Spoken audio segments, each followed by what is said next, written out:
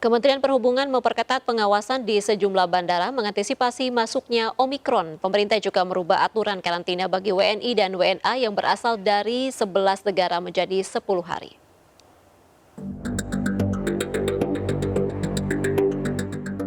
Pemerintah merubah masa karantina bagi warga negara asing dan warga negara Indonesia pelaku perjalanan luar negeri ditambah menjadi 10 hari dari sebelumnya 7 hari mulai 3 Desember 2021. Aturan ini berlaku bagi mereka yang berasal dari 11 negara yang dilarang masuk ke Indonesia. Langkah ini diambil sebagai upaya antisipasi masuknya varian Omikron yang telah dideteksi di banyak negara. Ke-11 negara yang dilarang masuk ke Indonesia, yakni Afrika Selatan, Botswana, Namibia, Zimbabwe, Lesotho, Mozambik, Eswatini, Malawi, Angola, Zambia, dan Hong Kong.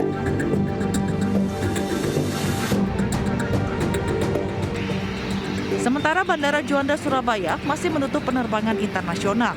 Penutupan ini mengacu pada ketetapan peraturan Kementerian Perhubungan tentang pembatasan penerbangan internasional terkait kondisi pandemi COVID-19.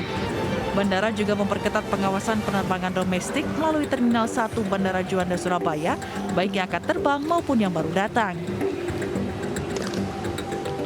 Bandara Juanda belum beroperasi untuk melayani penerbangan internasional. Sebelum diberlakukannya pembatasan pintu masuk bagi penerbangan internasional, di Bandara Juanda terdapat 8 rute penerbangan internasional yang dilayani oleh 12 maskapai.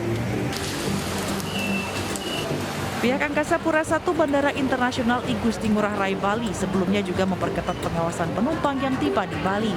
Sejumlah standar operasional prosedur telah diterapkan, seperti syarat tes PCR maupun antigen, pemeriksaan thermal scanner, dan penggunaan aplikasi Peduli Lindungi.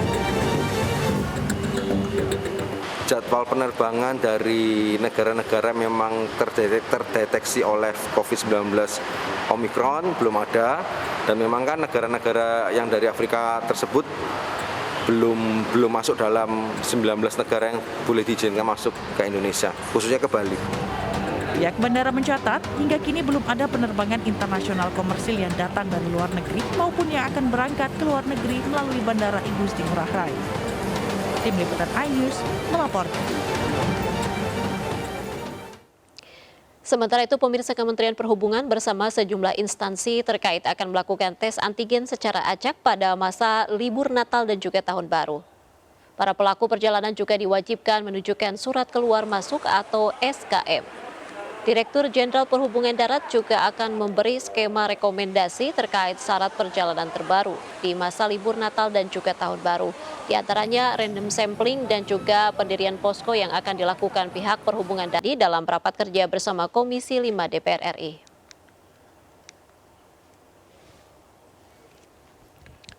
Menhub memaparkan aturan ganjil genap akan diterapkan di sejumlah ruas tol di Jawa dan mulai diberlakukan pada 20 Desember 2021 sampai 2 Januari 2022.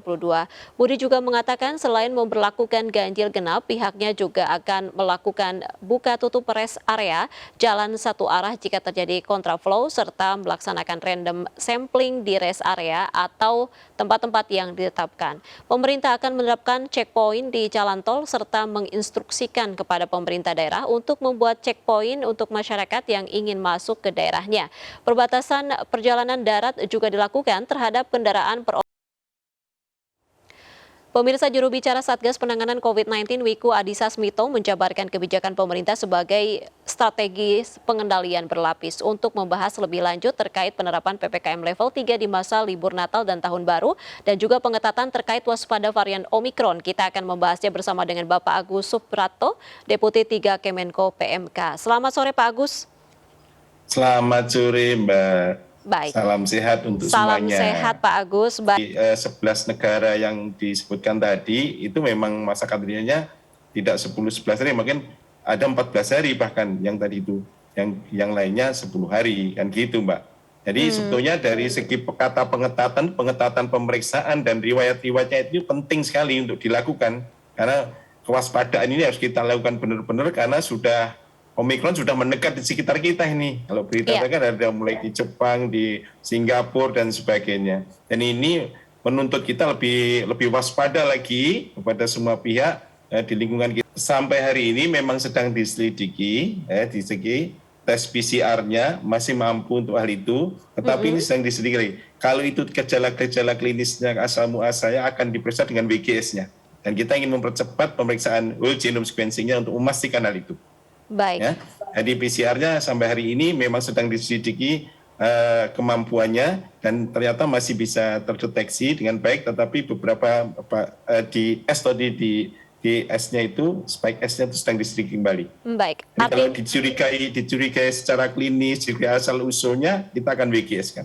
Baik, artinya dengan masa karantina tadi 14 hari itu bisa sudah disesuaikan dengan inkubasi virus itu sendiri ya Pak? Iya betul. Baik, Pak Agus, mungkin kita berbicara mengenai lokasi karantina. Bagaimana kesiapan pemerintah terkait hal ini? Karena banyak juga yang menyuarakan untuk menyediakan lokasi karantina yang lebih memadai.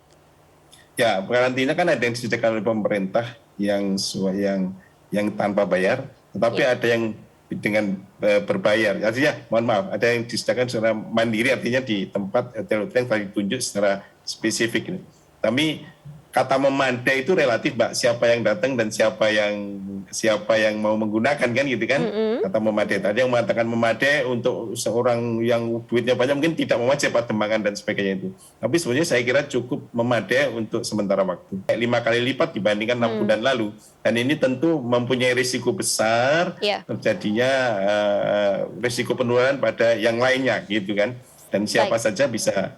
Tidak hanya karena Omikron, tapi juga karena banyak yang juga OTG kita ya masih ada di kelompok-kelompok umur tertentu gitu.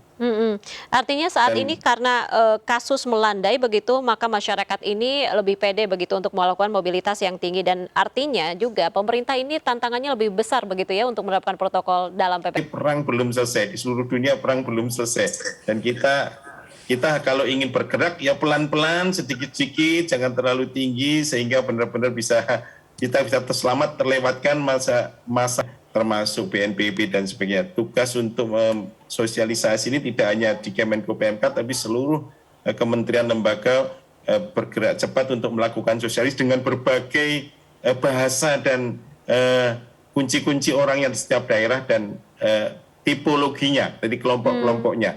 Ya. Tentu humasnya PMK, Pak Menko PMK bersama jajarannya terus melakukan kegiatan-kegiatan ke daerah, menyadarkan betapa pentingnya prokes, betapa pentingnya vaksin, kemudian pada kelompok ini harus bagaimana, pada kelompoknya.